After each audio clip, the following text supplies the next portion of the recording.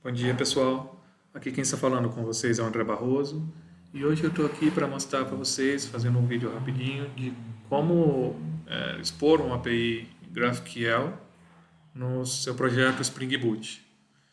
Então, se você tem um projetinho Spring Boot que já dispõe uma API REST e você quer adicionar uma API respondendo em GraphQL ou você quer criar apenas uma API respondendo em GraphQL, eu vou mostrar aqui o que eu fiz de exemplo para poder montar de forma rápida para a gente ter uma API exposta em GraphQL.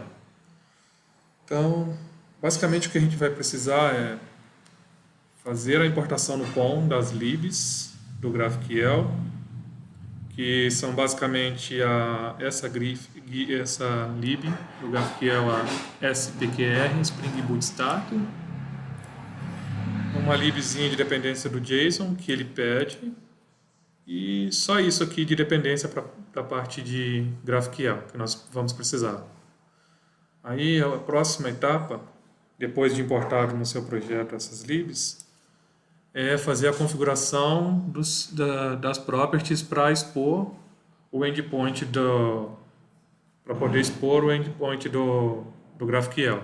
Aqui no caso eu estou expondo o GraphQL para ele ativar para a gente a GUI, a interface gráfica dele, para a gente poder fazer teste dos serviços que estão sendo expostos, dos endpoints que vão ser expostos, fazer consultas, ver como ele responde e poder fazer o consumo dos dados utilizando o GraphQL. As outras properties que estão aqui dentro são para acesso em banco de dados. No caso, eu estou usando um banco de dados em memória para poder simular um sisteminha básico de CRUD, utilizando como base de teste o H2. Uma vez feita essa configuração do GraphQL e a adição das libs, o que a gente precisa, você tendo ou não um serviço REST já exposto no seu projeto, é só ir no seu service do seu projeto ou qualquer componente dentro do seu contexto Spring. Pode ser uma classe que esteja anotada com service, com @component ou @bin, e que você queira expor um método dentro dele, como um endpoint GraphQL. Basta você escolher qual dos componentes dentro do seu contexto Spring você quer expor como serviço GraphQL e fazer as anotações. Que anotação a gente precisa? Para expor a classe como serviço, a gente tem que usar essa @GraphQL API. E aí, dentro dessa classe, nós definimos que métodos públicos nós queremos expor como endpoint desse serviço. Aí, nesse caso aqui, eu estou expondo um método para buscar o produto por ID. E aí, o que eu preciso fazer é colocar essa anotação @GraphQL query e dar um nome para esse cara, para esse endpoint que vai ser chamado. Só com isso daqui, essa lib sozinha, ela já vai criar o endpoint, expondo a busca por ID e devolvendo o objeto que a gente está procurando se ele for encontrado. Caso ele não seja encontrado, vai lançar uma exceção dizendo que não foi possível encontrar. Aí, outros métodos que eu expus, usando o query para fazer a consulta, o GraphQL Query, foi a busca por SKU também. A listagem de todos os produtos cadastrados também usa o query, que é a anotação que é usada para consulta de dados, né, seja para listagem ou para pegar um único objeto, passando ou não parâmetros para o método que você está anotando. E esse cara traz a lista de produtos que eu tenho disponível na base. E aí, para fazer a parte de persistência, alteração e remoção dos meus objetos, das minhas entidades, a gente utiliza o GraphQL, a anotação GraphQL Mutation. Nós damos um nome para ele, para esse endpoint, e aí automaticamente, de forma transparente, essa lib de GraphQL vai identificar o que você está querendo criar, e ele já vai expor um endpoint onde você só vai passar os dados do produto em formato JSON e ele vai já fazer a criação do produto para você. Outro método que eu expus foi para fazer o update de produto, também usando a notação de mutation, dei um nome para ele, para esse endpoint, e criei um serviço, um endpoint de remoção também, usando a mutation, e dei um nome. Faço a remoção por ID e posso fazer a remoção também por SKU do produto. O que eu utilizei aqui nesse projeto é um projeto de exemplo mais simples. Eu estou utilizando o Java 8 e utilizando o Optional para poder trabalhar melhor com os dados e criar um código um pouco mais enxuto. Aí, uma vez anotada a sua classe que pertence ao contexto do seu projeto Spring, com aquilo que você quer expor dentro dessa sua classe, nós startamos a aplicação. No caso aqui, a minha aplicação está rodando na porta 4000.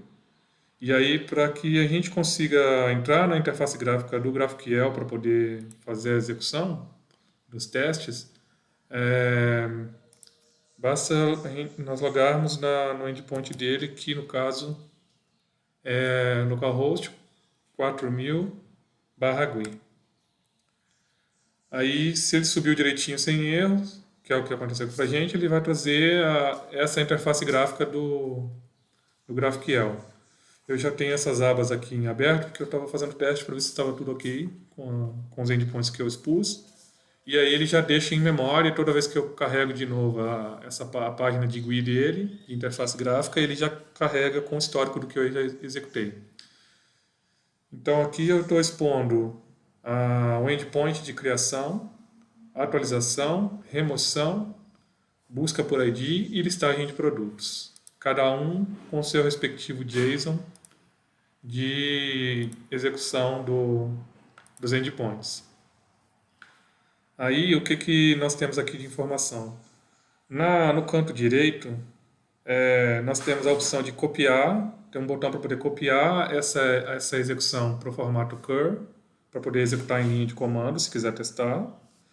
Também temos a opção para ver o esquema, que aí eu tenho todos os objetos que foram criados que foram lidos e mapeados e criados pela lib de GraphQL e que ele mapeou para ser utilizado na consulta e na manipulação, no CRUD geral dessa API utilizando o GraphQL. Então ele traz tudo para mim. Tenho um objeto de inventário, que ele tem um ID e uma lista de armazéns. Aí tem o objeto de input dele, que é o que ele cria ele cria automaticamente quando vai fazer a recepção dos dados de uma chamada, e aí quando essa chamada chega, ele internamente faz a conversão e entrega para o serviço da forma como nós esperamos. Aí eu tenho a definição do mutation, das mutações, que são as mutações de dados do tipo remoção, atualização, criação, o que nós precisamos fazer em termos de manipulação de dados, então ele fica dentro do tipo mutation. E aí eu defino qual é a operação, o que eu vou receber como parâmetro e qual vai ser o tipo de retorno. Então, no caso, na remoção eu passo o ID do produto e tenho um booleano dizendo se eu consegui ou não remover o produto. Na atualização eu passo o produto de entrada e aí tem um booleano para me dizer se foi atualizado ou não. Tenho a mutação de criação, onde eu passo o produto de entrada e ele me retorna o produto criado. E a remoção por SKU, que recebe também o SKU como parâmetro e me retorna um booleano dizendo se removeu ou não. Aí nós temos os tipos que são utilizados para manipulação de dados dentro do esquema, que é o produto, que tem inventário, nome, ID e SKU. O input dele, que é o que representa o dado de entrada, quando nós fazemos a requisição. E aí na parte nós temos o tipo query, que são as operações de consulta feitas em GraphQL, que no caso nós podemos consultar por SKU, onde eu recebo o ID do SKU, o SKU, e ele me retorna o produto, se ele encontrar. Caso contrário, eu programei para que ele me lance a exceção dizendo que não existe produto. Posso buscar por ID também, que é o mesmo cenário, e posso listar os produtos passando nenhuma informação como parâmetro para poder filtrar, mas eu vou receber uma listagem de produtos tendo dados ou não. Se não tiver dados na base, vai me retornar uma lista vazia. Se tiver, ele vai me retornar uma lista de produtos com os parâmetros que eu defini, com os campos que eu defini na consulta que eu quero receber. Aí ele define um tipo escalar, nós temos o armazém que tem os campos dele, e ele dentro desse armazém, a única particularidade que ele tem é o type, que é um enumeration, que está aqui embaixo definido o enum com dois tipos, se é um armazém de e-commerce ou um armazém físico. Se é e-commerce é um armazém virtual e o físico é uma loja física. Na parte de documentação, nós temos a definição de todos os endpoints que estão expostos tanto para consulta quanto para mutação, e aí clicando em cada um deles nós podemos ver o que essa operação recebe. Então eu tenho a entrada dela, se eu for buscar por SKU eu preciso passar o SKU e eu vou ter um retorno do produto. O que vai ser o retorno? Ele, no detalhe ele vai me dizer o que ele vai me retornar e qual é a estrutura, quais são os campos que esse objeto de retorno tem. E embaixo ele mostra qual é o argumento que tem que ser passado para fazer a consulta. Se eu posso entrar no detalhe de cada objeto dentro da estrutura, desse objeto que vai ser retornado, e ver o que ele tem. Então, o inventory, ele me diz quais são os campos que ele tem. Se eu entrar na lista de armazéns, ele também vai me dizer o que esse armazém tem.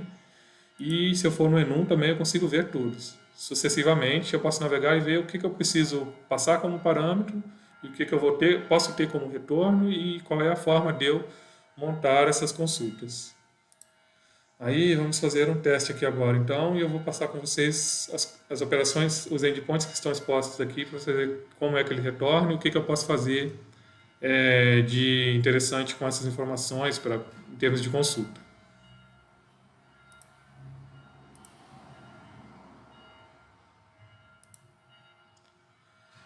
Bom, pessoal, o que eu vou fazer aqui agora, então? Eu executei o endpoint de criação, passando os dados do produto, onde eu digo que eu estou fazendo uma mutação na minha API exposta, que é a criação de um produto, e eu passei o produto com os campos obrigatórios, e ele criou para mim. Aí, quando eu mandei ele criar, passando o objeto como parâmetro, eu disse para ele no corpo de resposta quais campos eu queria receber quando ele criasse esse produto na base. Então, se eu criei esse cara creme 2 e eu quero receber mais algum campo, eu posso, na linha seguinte, dar um Ctrl barra ou Command barra, vai depender do sistema, e definir o que eu quero ter de informação a mais dentro da minha resposta. Quero pegar o SKU também, quando for retornado.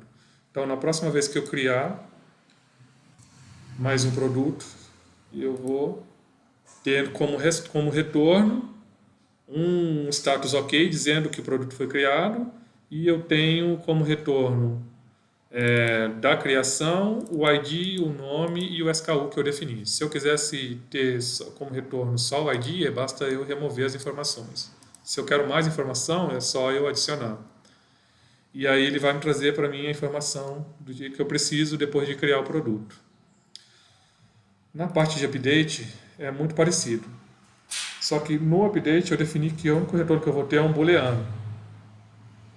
Então, o que eu preciso passar na mutação é qual é a operação que eu vou fazer, o dado de parâmetro que eu preciso passar, que é a K de identificação do registro, e o que eu quero atualizar, que nesse caso é o nome. E eu não passo nada para definir o que eu quero de retorno, porque ele vai me devolver só um booleano, que é um tipo simples, então não preciso definir. Automaticamente ele já traz. E aí, quando eu fizer a execução, ele só me dá um retorno dizendo que a atualização do produto ocorreu com sucesso. E aí, quando nós formos fazer a consulta desse cara, que é o CREME 6, ele foi criado com ID 7. Se nós viermos aqui na consulta, eu vou passar que eu quero consultar por aí, eu vou passar que eu quero executar uma query do endpoint de busca de produto por ID e passo o ID como parâmetro, definindo o nome do campo do ID e passando o ID como parâmetro. E aí eu só quero, nesse momento, apesar do produto ter uma porrada de informações, eu quero receber só o nome na consulta. E aí está aqui a informação. Eu criei um produto, creme 2, creme 2. Está aqui. Esse produto 789. Tá, eu não atualizei ele, né? Deixa eu pegar. Foi esse produto que eu atualizei? Deixa eu ver aqui. Não lembro o seu ID. Deixa eu ver. Deixa eu consultar. Deixa eu fazer o seguinte. Eu vou pegar. Tá. Esse cara aqui é o ID 7. Vou fazer um update. Esse cara, passando o SKU dele correto. Eu estava usando o SKU de outro produto que eu criei. Fiz a execução. Agora eu vou consultar pelo ID 7. Está aqui. O nome do produto foi atualizado para creme 6. Se eu quisesse mais informações, eu posso dar um Ctrl barra na linha de baixo e dizer que eu quero, além do nome, eu quero o SKU dele. Vou lá e consulto, ele me traz o SKU. Ah, quero pegar o inventory. Mas para me pegar o inventory, eu preciso dizer que informação eu quero dentro desse inventory. Não passo dois pontos, é só chave. E aí dentro do inventory eu digo quais campos dele eu quero. Quero só o ID dele. Ele vai e me traz com sucesso. Se eu quero agora listar os produtos que tem. Eu estou dizendo que eu quero fazer uma query de listagem de produtos, onde exiba nome, SKU, do inventário, a lista de armazéns e da lista de armazéns eu quero só a localidade. Então, quando eu executar, ele vai me trazer todos os objetos que ele encontrou na base e aí ele já traz com os campos que eu defini que eu quero. Se eu não quero, se eu quero só o SKU e o inventário com os dados dele, eu tiro o nome, faço a execução, ele já vai me trazer sem o nome, só o SKU. Tá vendo? É bem interessante, bem simples de se usar.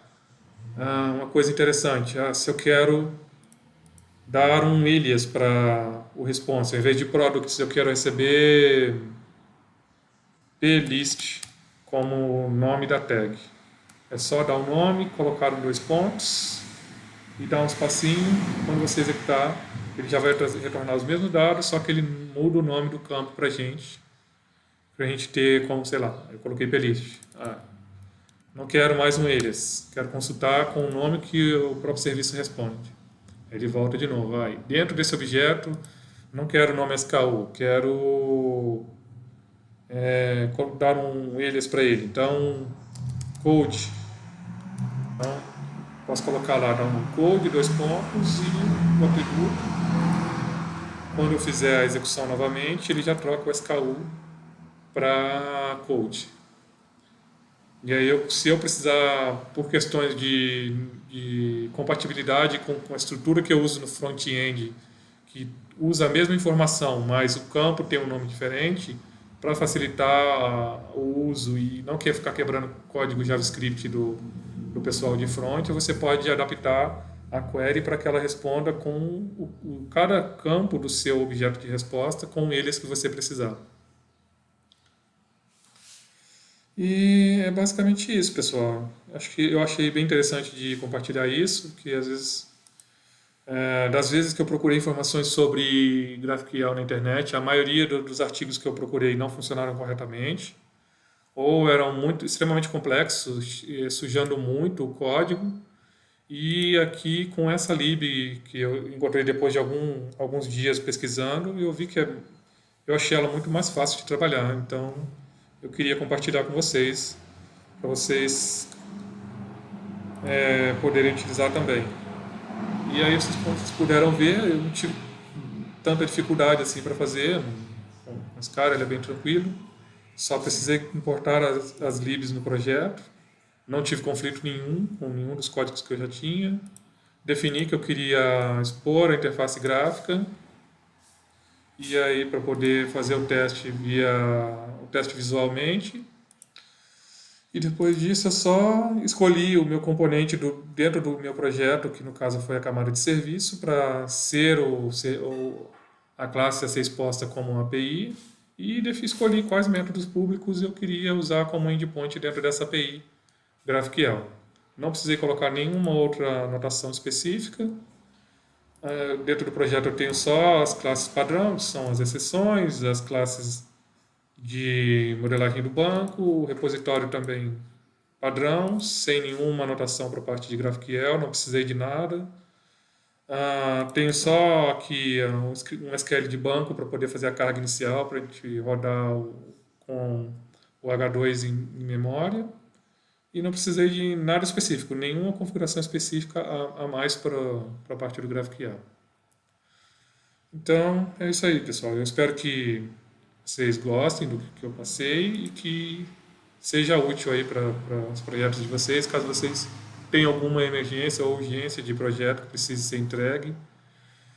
Essa é uma forma mais rápida de se trabalhar e eu acho bem mais legível e fácil de entender do que as que eu vi por aí, que você tem que ficar entupindo os seus objetos de anotações e códigos que eu acho desnecessário. Bom, esse projeto está subindo na porta 4000. Acho que era isso que eu precisava passar. Porta 4000 dele, que é o default que eu defini aqui para o meu server. Tá, basicamente isso. Esse projeto está versionado no GitHub, é um projeto público. Eu vou deixar nos comentários na descrição do vídeo. E aqui você pode baixar o projeto e utilizar à vontade sem problema nenhum. E tem uma documentação explicando o que é o projeto. O que eu utilizei nele, que foi o Spring Boot e o Lombok. Aí, se você for rodar, se você for importar ele no Eclipse ou no IntelliJ ou qualquer IDE, você vai precisar instalar um plugin pela tela de atualizações lá de plugins, que é o do Lombok, para ele poder reconhecer os getters e setters das entidades de modelo. Deixei também a URL para acessar a interface gráfica e o exemplo das queries de execução, tanto para consulta quanto para mutação de dados.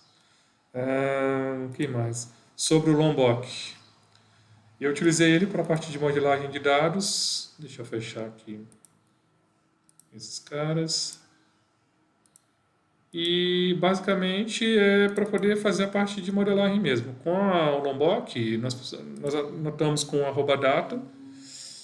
E aí esse @data ele faz o que? Ele já disponibiliza para a gente, assim, do pouco que eu ainda conheço dele, eu já tenho disponível com @data os getters e setters de cada um dos atributos que eu colocar para essa classe, que eu criar dentro dessa entidade.